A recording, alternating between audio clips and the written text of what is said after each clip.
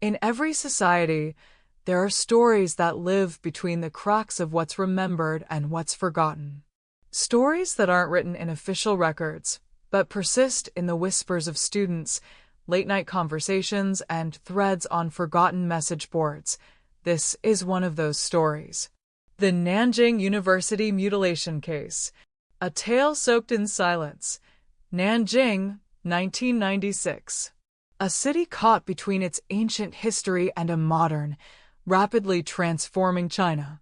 Among its busy streets and blooming cherry blossoms, students at one of the nation's most prestigious universities move between lectures, libraries, and dormitories. Among them was a young woman. We'll call her Li Jing. Reserved, brilliant, soft-spoken. Her presence was like a shadow there, but rarely noticed. She shared a dorm room on the 5th floor of a worn concrete building, filled with metal bed frames, handwritten notes taped to walls, and the laughter of youth. But one day, she vanished. She wasn't in her bed when I woke up. Nothing strange at first. Maybe she left early for class. But by evening, her books were still neatly stacked. Her shoes were by the door. And no one had seen her. 2 days passed. Whispers grew. Some said she had gone home. Others suggested heartbreak, academic stress, a mental breakdown. But there was no trace, no goodbye note, no withdrawal from classes, no sighting. Then, a rumor. Quiet. Dangerous, they say. Her body was found, days later, in pieces, neatly wrapped, hidden inside water tanks used by the dormitory. According to the legend, students had been drinking from it, showering in it.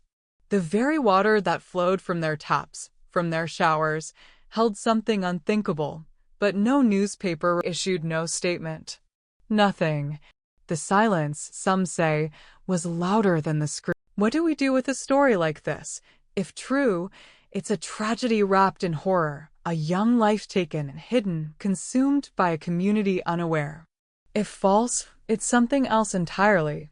A reflection of our fears, of institutional silence, of how urban legends take root where official truth does not. Let's pause here and breathe. In the West, we have stories like this too: campus murders, cover-ups, the idea that institutions sometimes choose silence over justice. In China, stories like this carry another weight: collective image. Between the internet's power to remember and the state's power to forget. Around the early 2000s, through Tianya, QQ groups, people shared fragmented details. My cousin went to that dorm, one would say. I heard it was real, wrote another. But no names, no photos, just fragments of a collective myth shaped by absence. Some believe it was covered up to avoid national embarrassment, to protect the university's prestige, or because the killer was someone untouchable. So next time you hear a story like this, pause. Listen. Ask what it reflects. Not just about fear, but about care. About how we treat those on the margins. About the cost of silence. Whether this legend is truth or tale, its echo reminds us someone is always watching. Someone is always remembering. This has been Echoes of Silence, a dramatized reflection on the Nanjing University legend.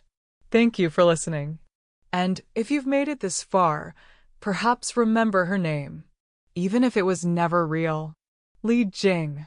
If you liked this video, please consider subscribing to this channel. Also click on the notification bell as it helps us to continue making this type of content. Thank you so much for watching. We will see you in the next one. Until then, stay safe and peace.